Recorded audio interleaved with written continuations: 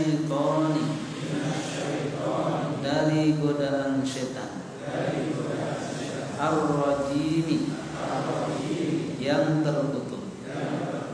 Bismillahi, dengan menyebut nama Allah.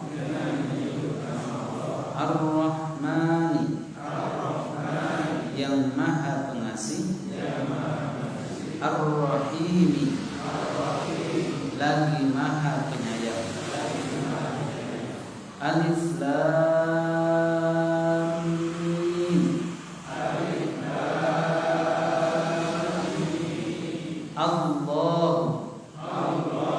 Allah, la ilaha,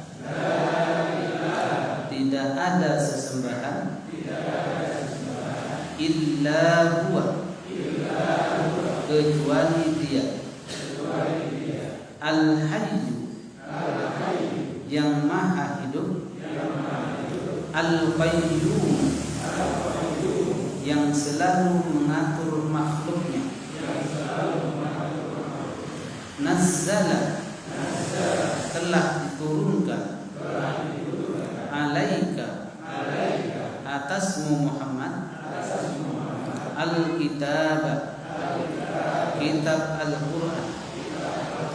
Bil haqqi, dengan benar.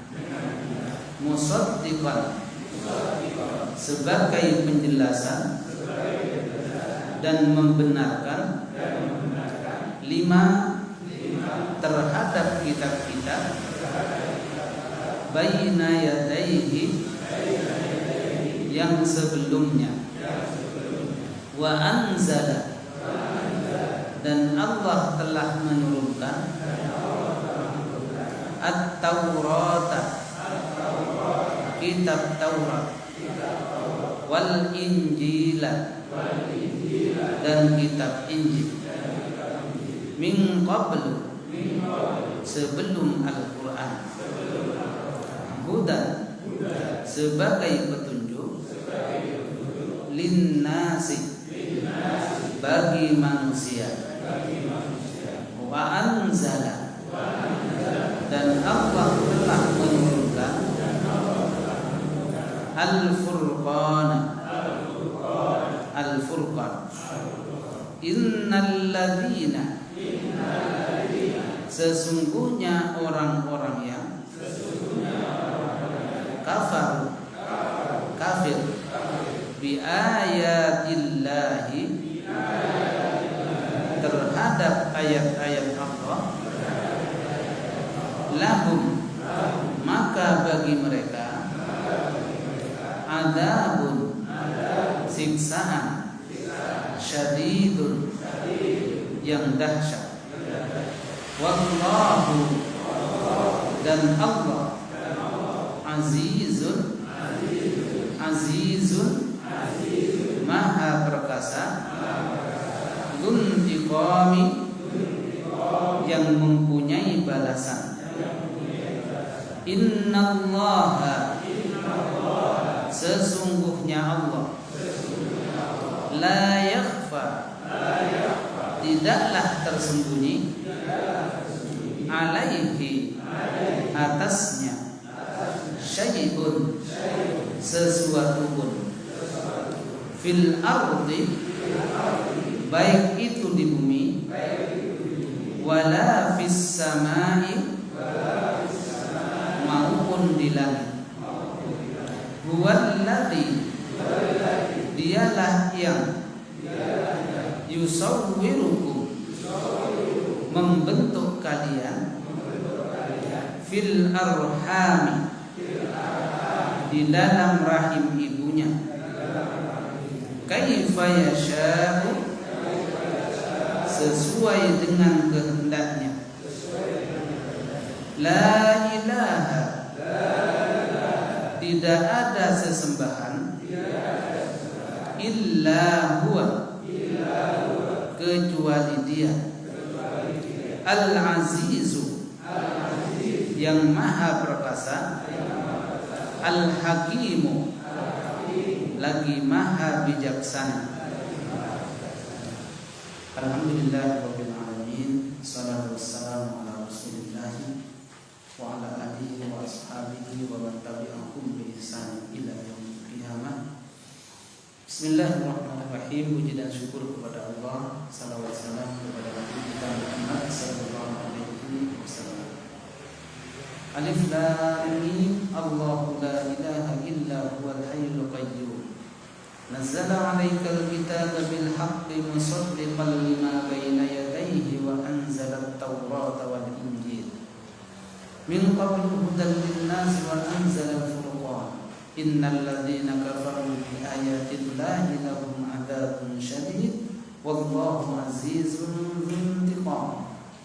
Innallaha la yakhfa 'alaihi syai'un fil ardi wala fis sama'. Huwallazi yusawwirukum fil arhami kaifa yasha' la ilaha illa huwal azizul hakim. Inilah ayat yang akan kita bahas pada malam hari ini.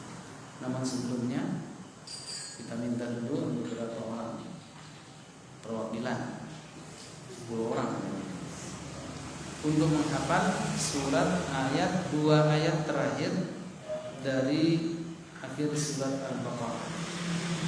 Kita ketahui bersama bahwa keutamaan ayat 2 terakhir itu, yang pertama adalah termasuk ayat yang langsung diterima langsung oleh Allah Subhanahu wa taala, diserahkan kepada Nabi Muhammad sewaktu Isra Mi'raj.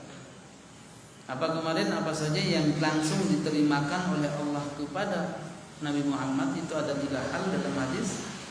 Yang pertama adalah perintah salat 5 waktu ya. Kemudian yang kedua 2 ayat terakhir ini langsung. Jadi ini tidak melalui malaikat Jibril.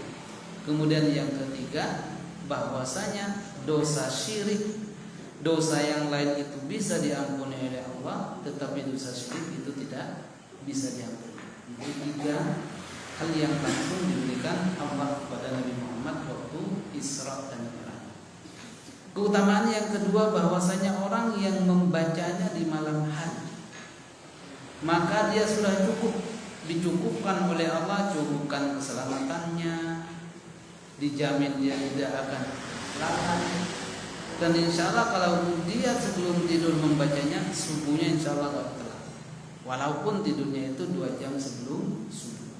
Ada aja yang pikiran mau pengen ke belakang, jelas. Ya. Oleh sebab itu biar tidak lupa, jadi ini diamalkan setiap malam minimal ya. Syukur-syukur ketika kita sholat sunnah juga dibaca, ini gabungkan dengan ayat kursi. Itu insya Allah semuanya. Monggo dari sebelah kanan dulu. Ajeng, monggo bapak dulu.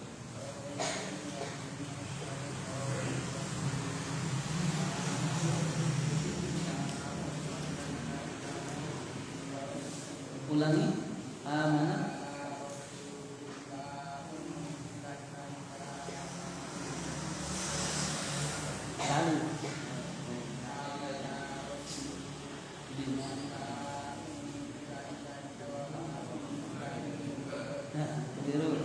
Nanti udah 3 kali, jadi nanti dibaca kemana? Monggo Pak, jenengan.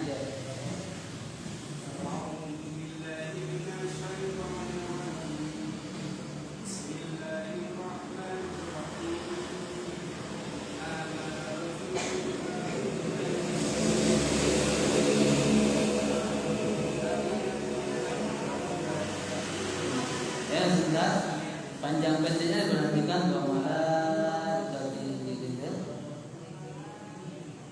Ulangi amanah rasul.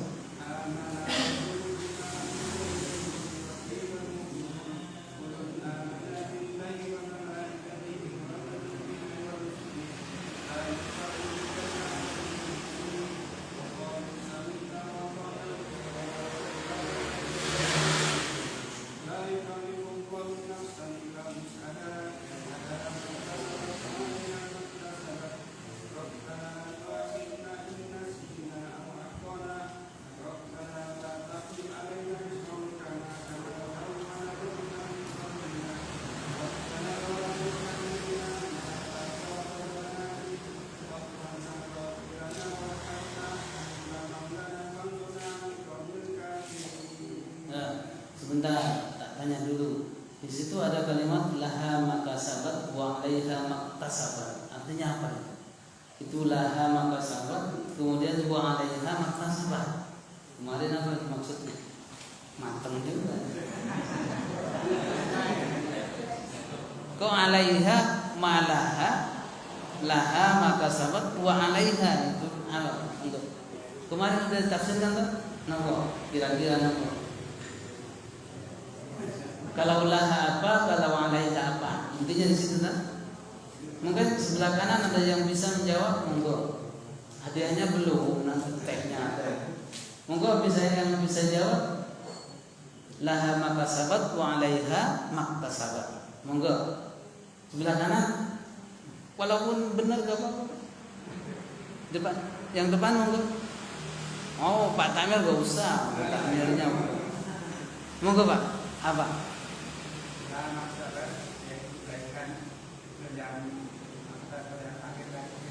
Wa 'alaiha kejahatan. Jadi intinya maksudnya kalau laha makasabat, bagimu pahala kebaikan yang engkau berbuat.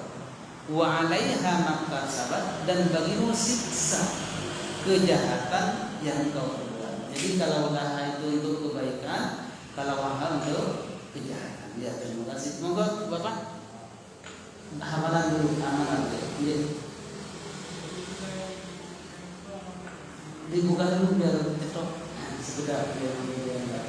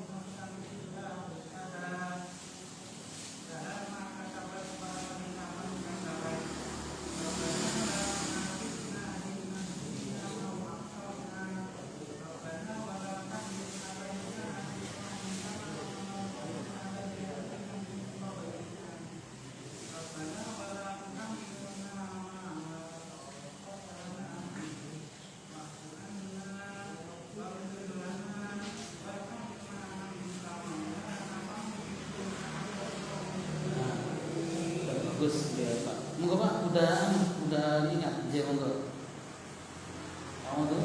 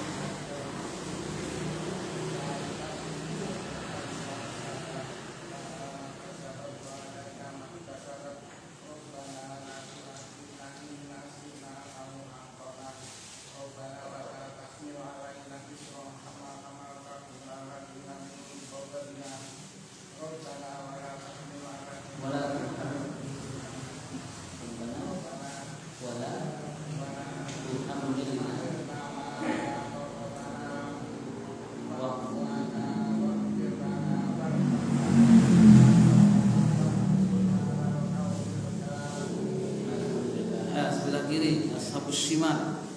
Monggo Pak. Nggih. Monggo jenengan ya. Nggih.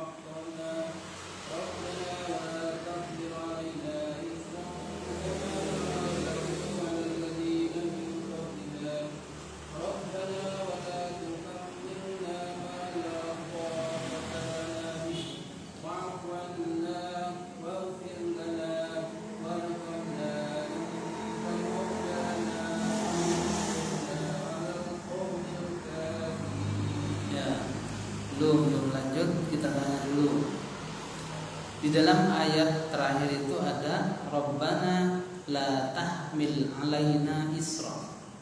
Kemudian berikutnya, ayat berikutnya, wala tuhammilna ma la taqata lana. Itu apa artinya kira-kira? Yang pertama wala tahmil alaina, yang kedua wala tuhammilna. Moga Bapak yang baca dulu. Apa kira-kira? Kalau tahmil alaina apa? Wala tuhammilna apa?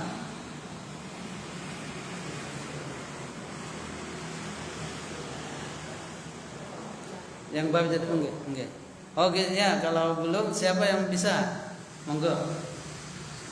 Wala tahmil alaina wala tuhammilna. Kata dasarnya sama. Tapi artinya apa coba kira-kira?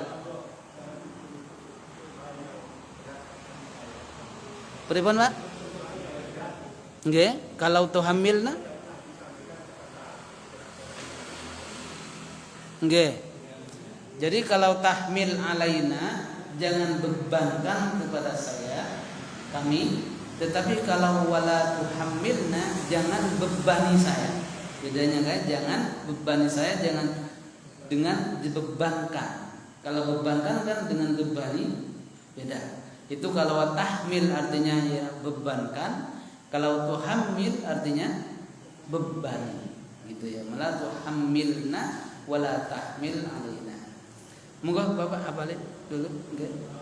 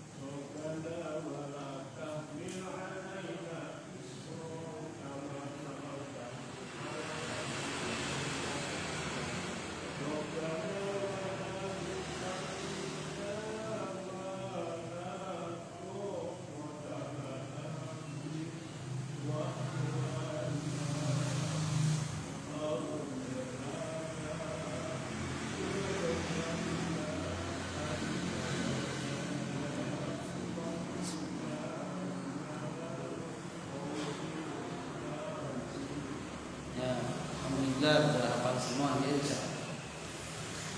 Hari sudah ada kode itu. Ya, dinikmati dulu, nikmat yang ada di hadapan Bapak Ibu sekalian dengan bacaan dahulu bersama. Bismillahirrahmanirrahim. Nah, bagian depan dulu yang hafal. Nah, sini bagian depan kanan kiri sudah, jadi yang depan siapa yang mewakili? 2 orang. Enggak, Pak?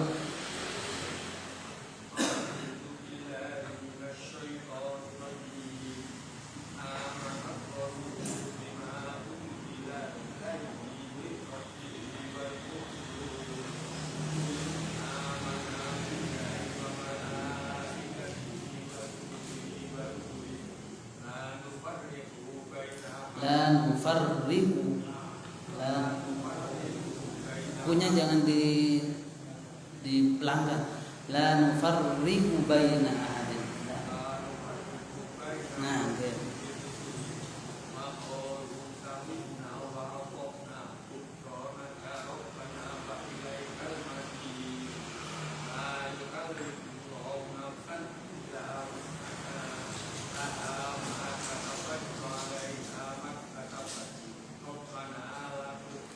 Panjang la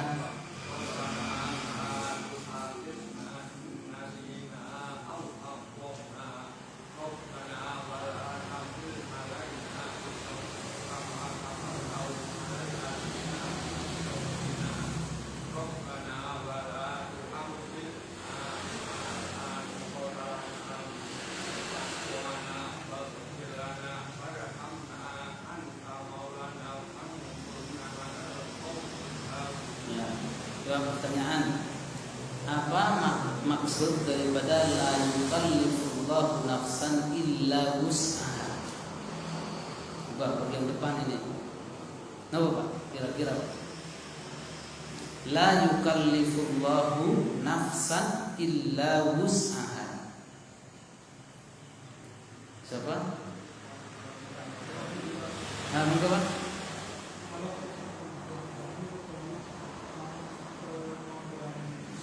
Jadi Allah tidaklah membebani manusia kecuali sesuai dengan kemampuannya. Jadi sesungguhnya itu disetting. Salat 5 waktu, puasa sebulan itu sudah disetting manusia mampu.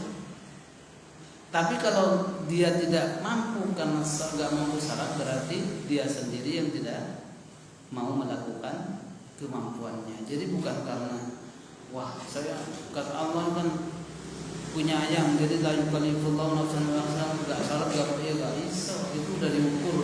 Jadi kewajiban yang ada itu sudah diukur oleh Allah Subhanahu wa taala, mereka semuanya mampu. Berarti kalau dia tidak sempat melakukan salat karena kesibukan, bukan berarti tidak mampunya, tetapi dia sendiri yang bikin tidak mampu. Gitu. Jadi insyaallah semuanya Bapak-bapak udah paham, jadi tinggal mengamalkannya biar tidak lupa. Jadi kita baca sebelum tidur atau nanti pagi hari juga.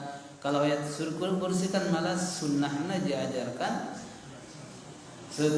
sore juga dianjurkan, pagi juga dianjurkan, gitu ya. Begitu juga sebelum tidur jadi dianjurkan. Itu hadisnya sahih. Itu.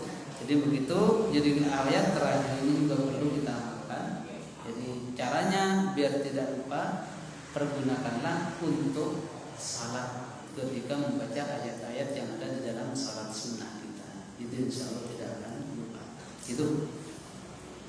Jadi nanti kalau ada ketemu dengan ayat-ayat yang mungkin juga banyak keutamaan yang dianjurkan oleh Nabi Sallallahu Alaihi Wasallam untuk dihafal, maka juga nanti kita akan sampaikan.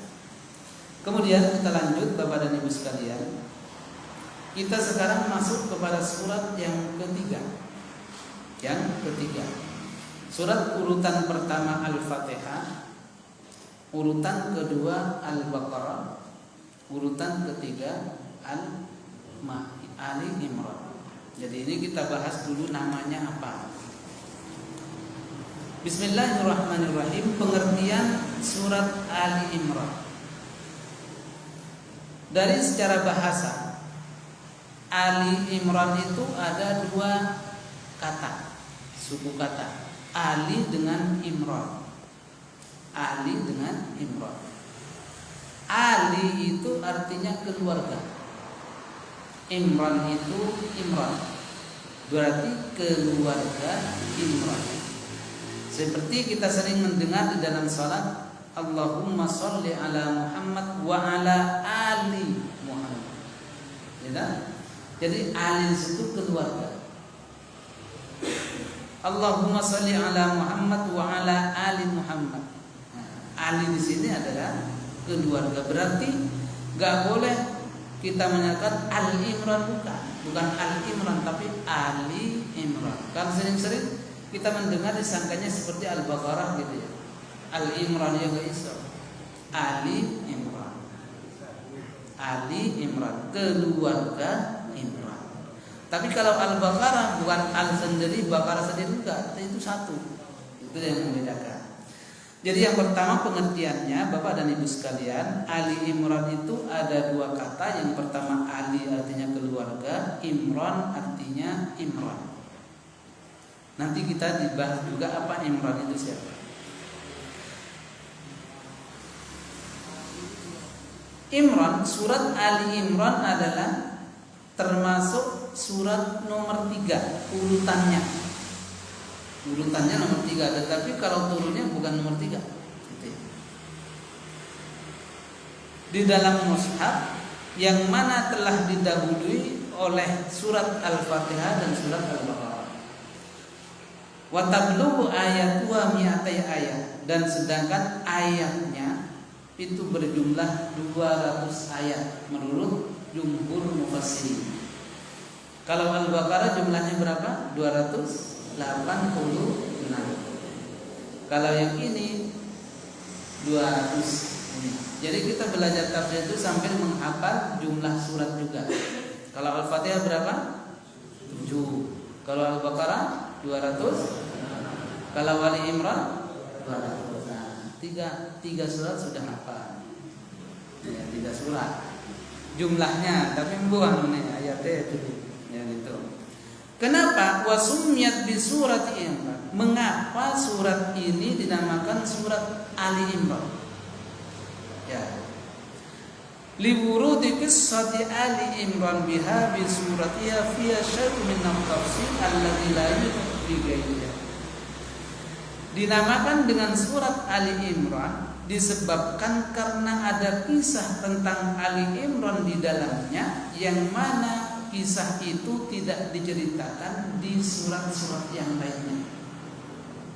Jadi dinamakan surat Ali Imran. Kalau Al-Baqarah, kenapa dinamakan surat Al-Baqarah? Artinya sedikit tidak.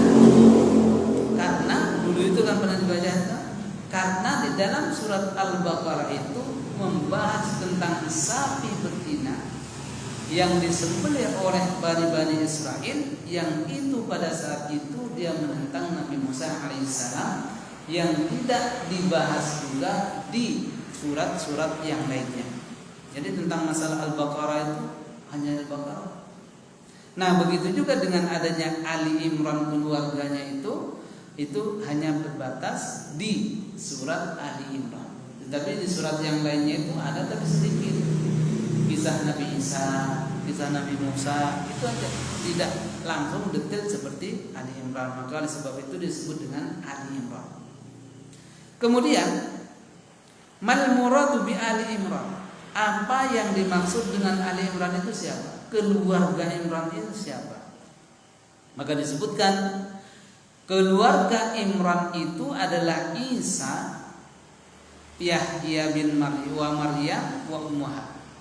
Jadi yang dimaksud dengan Ali keluarga Imran itu adalah Isa, Yahya, Maryam dan ibunya Maryam. Kemudian wal muradu bi Imran, yang dimaksud dengan Imran itu sendiri adalah walidu Maryam, bapaknya Maryam.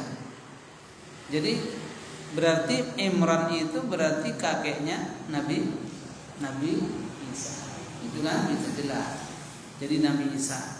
Dan inilah Imran ini nanti bernada bahwasanya nanti ketika aku punya anak, maka aku akan nadarkan dia untuk berbakti kepada Allah Subhanahu wa taala melalui Masjidil Aqsa.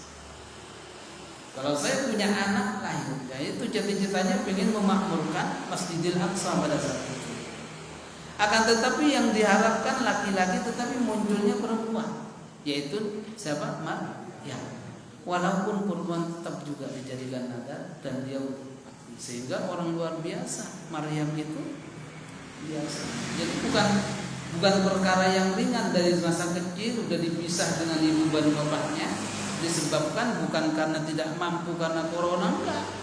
Akan tetapi dia sendiri pengen bagaimana anaknya itu dia mempunyai karakter yang baik sehingga dia bisa membantu kebutuhan yang ada di Masjid Al-Aqsa pada saat itu, sehingga bekerja. Ada orang minum itu kan. Jadi khadimul Aqsa, khadimatul Aqsa. Maka inilah. Kemudian nama-nama surat ini, nama lain dari surat ini. Nah, yang penting-penting dicatat, yang kiranya baru itu kita catat. Tapi kalau yang sudah hafal gak usah. Nama-nama surat, nama surat itu banyak. Kecuali yang hanya dapat satu nama, itu adalah surat Al-Ikhlas. Itu gak ada nama lain. Al-Ikhlas. Ya. Makanya Ali Imran ini ada satu kisah. Ada orang yang mau melamar seorang putranya kiai bapak gitu. 3 orang datang ke situ. Kamu namanya siapa? Anas katanya gitu. Kemudian coba hafalkan surat An-Nas. dia An-Nas. Kemudian yang kedua namanya siapa? Ikhlas, gak ada namanya Ikhlas nama orang. Kemudian setelah itu bertanya lagi. Nah yang satunya siapa namanya? Dijawabkan Imran. Wah, saya memang namanya Imran, tetapi panggilannya akhirnya dia karena kalau surah Al-Imran kan matang juga, akhirnya pindah nama dia. Itu kisah, sebenarnya kisah bukan kisah apa namanya, bukan kisah ilmiah gitu, tapi kisah bagaimana orang itu dia disesuaikan dengan namanya. Nah pada saat itulah Bapak dan Ibu sekalian, kita kembali kepada nama ini. Yang pertama, nama lain dari surat Ali Imran adalah Az-Zahra. Az-Zahra. Jadi sehingga kita pernah dengar man qara'a Zahrawaini fahuwa fil jannah. Jadi barang siapa yang dia hafal atau bisa paham dengan dua Zahrawain, dia akan masuk surga. Salah satunya adalah apa yang mendapat gelar Zahrawain itu, yang pertama adalah Al-Baqarah, yang kedua adalah Al-Imran. Jadi disebut dengan Zahrawain. Sebut dengar kan surat Az-Zahrawain. Zahrawain itu artinya dua Zahra. Yang pertama adalah surat Al-Baqarah, yang kedua adalah Al-Imran. Jadi disebut dengan Az-Zahra. Jadi nama pertama adalah Az-Zahra. Kemudian yang kedua adalah Al-Aman. Namanya suratnya Al-Aman. Al-Aman. Aman. Jadi karena siapa saja yang berpegang teguh kepadanya maka dia akan aman dari kesalahan. Bukan dulu dalam apa yang pisah di dalamnya itu akan aman dari kesalahan, baik itu kesalahan secara lisan ataupun secara perbuatan. Kemudian yang ketiga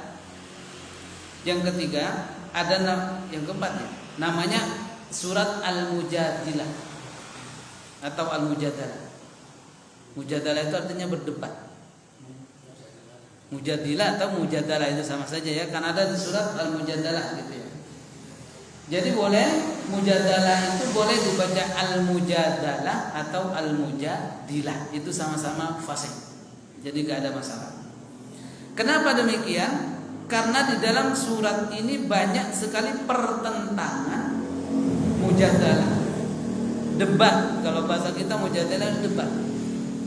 Banyak perdebatan antara Nabi Sallallahu Alaihi Wasallam dengan utusan dari Nasara yang disebut dengan Najran. Jadi turunnya surat Ali Imran itu karena ada perdebatan antara orang-orang Nasrani dari Bani Najran namanya dengan Nabi Muhammad Sallallahu Alaihi Wasallam. Jadi dulu itu ada Najran, kabilah Najran dari Palestina itu diutus oleh Nasrani untuk datang kepada Nabi Muhammad Sallallahu Alaihi Wasallam untuk berdebat. Dan dia tujuannya bahwa mengakui bahwasanya Najran itu mengatakan Isa itu adalah Tuhan. Nah, gitu. Isa itu adalah Tuhan. Sehingga dia mengatakan ada Tuhan Bapa, ada Tuhan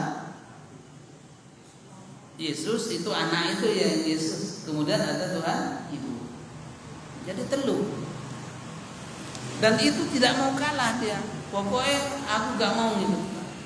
Maka diutus oleh Nasrani kepadanya dan disebut dengan Najran. Dan pada saat itulah Allah Subhanahu wa taala untuk memberikan bekal kepada Nabi Muhammad agar supaya dia itu bisa kapok.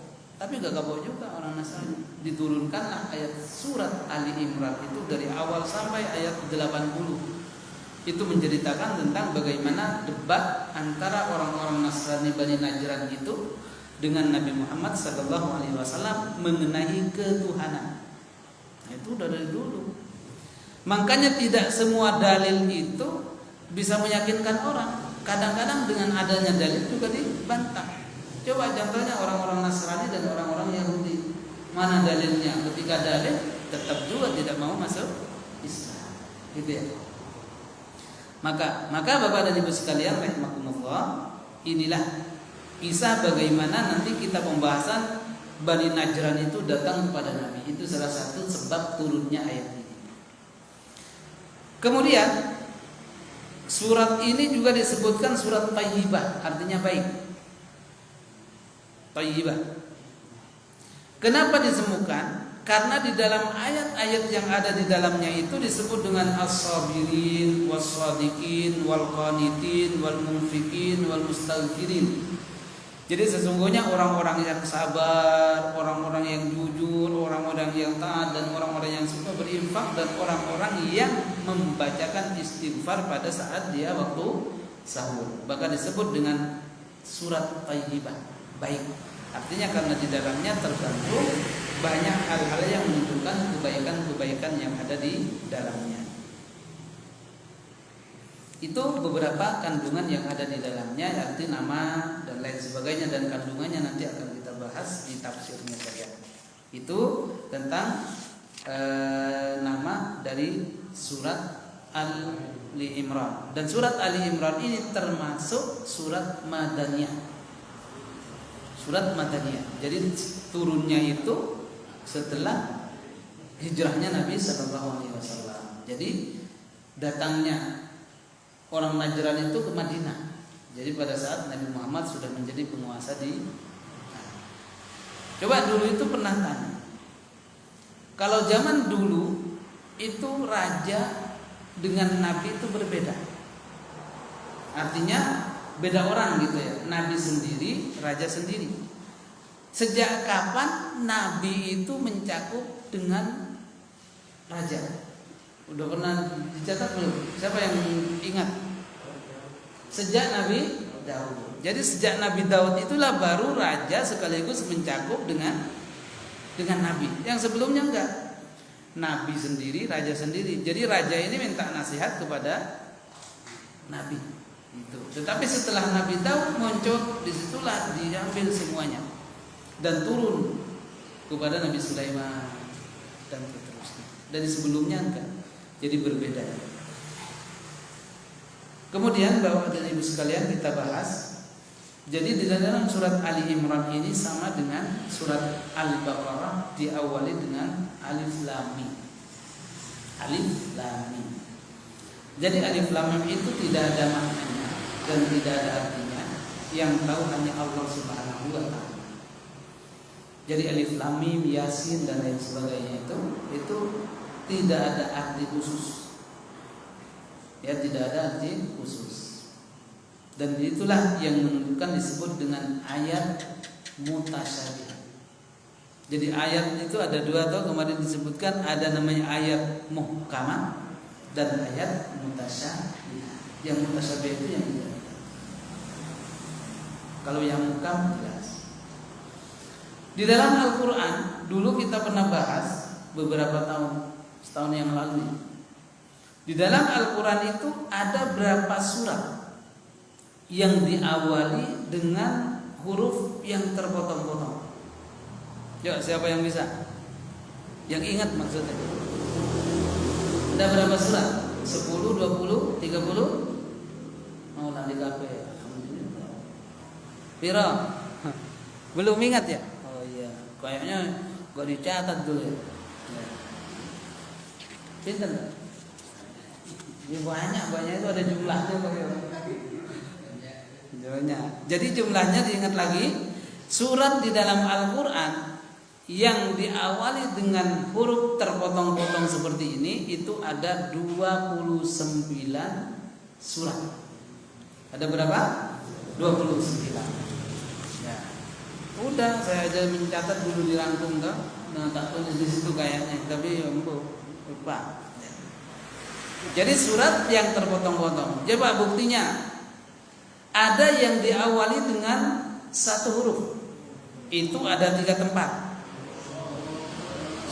Qaf, Shad dan Nun. Al-Qalam toh. Berarti 3. Kita untuk membuktikan. Kemudian yang kedua ada yang diawali dengan 2 huruf. Itu jumlahnya 9. Yang pertama Thaha, Yasin, Hamim. Hamim itu jumlahnya ada 1, 2, 3, 4, 5, 6 surat. Berarti 6 tambah 3 9. Gitu. Kemudian ada juga yang diawali dengan 3 huruf. Ya, 3 huruf itu ada 13. Di antaranya adalah alif lam mim dan sebagainya. Nanti kita bahas sendiri-sendiri ya. Ini biar gak. Kita bahas alif lam mim dulu. Alif lam mim di dalam Quran ada berapa? Ada 6 tepat. Alif lam mim di dalam Al-Quran itu ada 6 tempat. Yang pertama ada di dalam surat Al-Baqarah. Ada 6 tempat. Kemudian yang kedua ada di surat Ali Imran ini yang kita bahas. Kemudian yang ketiga ada di dalam surat Al-Ankabut surat ke-29. Kemudian yang keempat ada di dalam surat Ar-Rum surat ke-30. Kemudian yang kelima ada di dalam surat Luqman surat ke-31. Kemudian yang terakhir ada di surat As-Sajdah surat ke-32. Alif lam mimnya itu ada 6. Nah, gampang itu dihafal. Yang pertama apa? Al-Baqarah. Kemudian Ali Imran. Yang ketiga Al-Ankabut. Yang keempat Ar-Rum. Yang kelima, yang keenam As-Sajdah. Makanya alif lam mim kita hafal. Seumpama kalau kita membaca alif lam mim tilka ayatul kitabil hakim. Kira-kira surat apa itu? Luqman apa Sajdah? Tilka ayatul kitabil hakim. Surat Luqman. Kalau surat Sajdah alif lam mim tanzilul kitabi la raiba fihi mir rabbil alamin. Kayaknya di situ ada surat Sajdah. Jadi itu dulu alif lam mim, nanti kita akan bahas ketika ada surat Qaf, kita bahas sendiri-sendiri biar enggak terlalu lupa. Jadi alif lam mim itu di dalam Al-Quran pokoknya ada 6 tempat. Kemudian nanti juga makna daripada alif lam mim ini tidak ada yang mengetahui kecuali Allah. Hanya ada mufassir sedikit itu menyebutkan bahwa di situ ada namanya singkatan. Itu alif lam mim berarti alifnya itu Allah, lamnya itu malaikat Jibril gitu ya. Kemudian mimnya itu Muhammad. Itu tapi di dalam tafsir sedikit sekali yang mengatakan seperti itu. Yang paling banyak mengatakan bahwa ayat yang terpotong-potong itu tidak ada yang bisa kecuali Allah Subhanahu wa taala yang mengetahui maknanya. Itu. Kemudian Allah Subhanahu wa taala berfirman, Allahu la ilaha illa huwal hayyul qayyum. Allah tidak ada ilah. Jadi ilah itu adalah sesembahan. Jadi kalau Tuhan itu kan bisa sesembahan, terjemahannya ya. Kalau Tuhan itu bisa persembahan atau bisa juga mencipta atau bisa menjadikan, itu Tuhan. Tetapi terjemahan yang pas kalau kita menerangkan itu ilah itu adalah ilah. Rabb itu ya Rabb. Tapi kalau di bahasa Indonesia ilah Tuhan, Rabb juga Tuhan, gitu. Antara ilah dengan Rabb itu berbeda. Kalau ilah itu adalah Allah Subhanahu wa taala yang disembah, berarti zat yang disembah. Kalau Rabb adalah Allah atau zat yang menciptakan, yang mengatur. Seperti kita melakukan memberi rizki, itu masuk pada ilah atau Rabb? Rabb. Makanya ada namanya uluhiyah, ada rububiyah. Rububiyahnya itu yang merupakan dalam penciptaan, pemberian kehidupan dan lain sebagainya masuk kepada Allah. Jadi Allahu la ilaha illa huwal hayyul qayyum. Jadi Allah Subhanahu wa taala tidak ada ilah kecuali Allah. Dia al-hayyu yang maha hidup, al-qayyum yang senantiasa mengatur makhluknya. Qayyum itu artinya senantiasa tegak mengatur makhluknya, gak pernah ngantuk. Maka inilah jawaban yang pertama yang dijawabkan kepada penduduk Najran yang berdebat dengan Nabi tentang masalah Tuhan. Kalau memang Isa itu adalah Tuhan, tetapi kenapa dia meninggal atau diambil oleh Allah Subhanahu wa taala? Padahal orang Nasrani itu meyakini bahwa Nabi Isa itu wafat gitu kan? Meyakini. Kalau kita enggak, bahwa Nabi Isa itu hidup karena dianaskan ke langit. Berarti bagaimana mungkin Tuhan itu kan gak sempurna. Walaupun dengan kondisi seperti ini, tapi mereka tetap pokoknya. Kalau dasarnya pokoknya gak bisa, gitu kan? Jadi Bani Najran itu datangnya dengan modal pokoknya Tuhanku itu bisa. Padahal jawabannya sudah jelas. Ciri-ciri Tuhan itu adalah yang pertama Al-Hayyu, Maha hidup, selamanya hidup. Kemudian yang kedua Al-Qayyum, yaitu senantiasa mengurus makhluknya. Kalau sudah meninggal, manalah bisa mengurus. Ini kan berarti bertentangan dengan sifat ketuhanan. Maka itu, jadi Allah Subhanahu wa taala, ayat yang paling mulia di dalam Al-Quran itu yang merupakan semua pusat ketuhanan adalah di dalam surat atau ada di ayat kursi dan juga ayat ini. Coba awal daripada ayat kursi, Allahu la ilaha illa huwal hayyul qayyum. Begitu juga ini, Allahu la ilaha illa huwal hayyul qayyum. Maka ini adalah ketuhanan yang tidak bisa dibantah oleh orang lain. Apapun pengikutnya, kalau sudah seperti itu bila bisa. Coba seumpama agama Buddha atau agama apa yang Tuhannya Krishna itu piye? Itu kan gak bisa. Lalu kemudian Allah melanjutkan nazzala alaikal kitaba bil haqqi. Ya, ini perhatikan, atanazzala.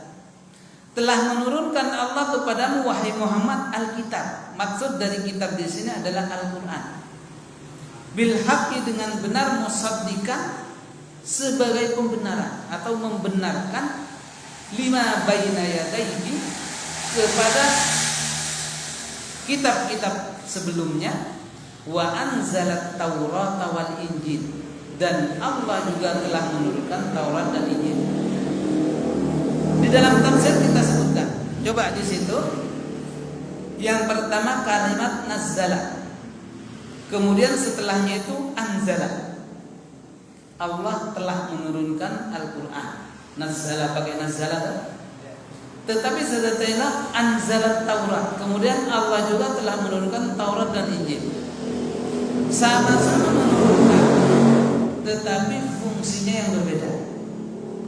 Coba siapa yang bisa menjawab?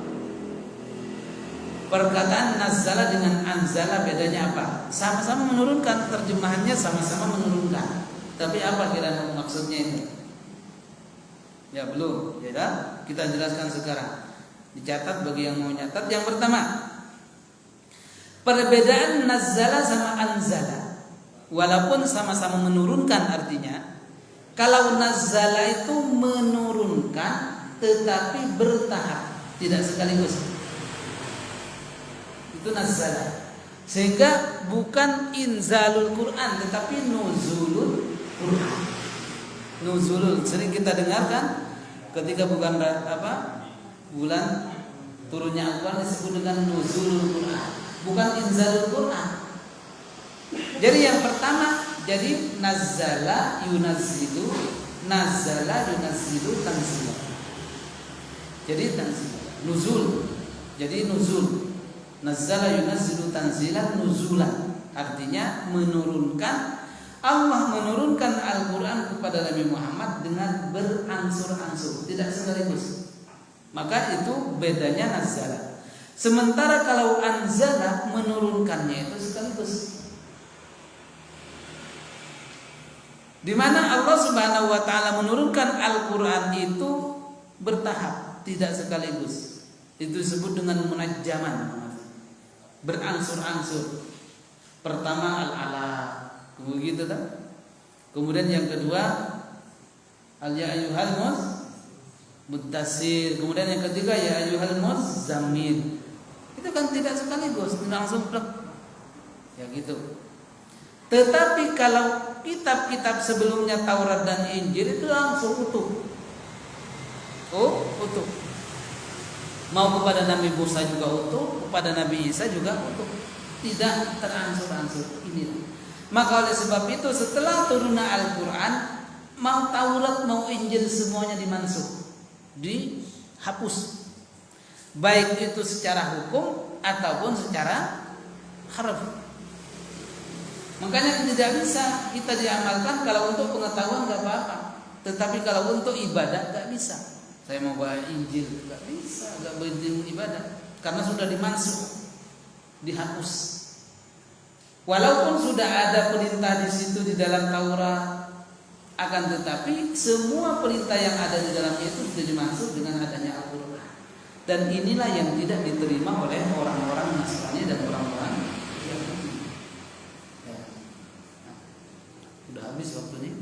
Kita lanjut besok karena ini roto serem juga ya nantinya insyaallah kita bahas gitu. Nah, jadi mungkin yang paling baru di sini adalah penduduk Najran. Itu kan baru dengar kan? Nah, Najran itu bukan orang Sleman, bukan. Itu orang Wono, gitu ya. Ini dulu yang dapat saya sampaikan. Insyaallah kita sambung surat ini. Ini tipis, lebih tipis dari yang kemarin insyaallah. Setahun insyaallah sudah selesai. Ya. Mudah-mudahan bermanfaat Bapak dan Ibu. Mari kita akhiri. Kita tentu berharap kita semua diberikan kesehatan oleh Allah Subhanahu. Amin ya rabbal alamin. Mari kita akhiri dengan sama-sama membaca doa kafaratul majlis. Subhanallahumma wa bihamdika asyhadu an la ilaha illa anta astaghfiruka wa atubu ilaik. Terima kasih. Wassalamualaikum warahmatullahi wabarakatuh.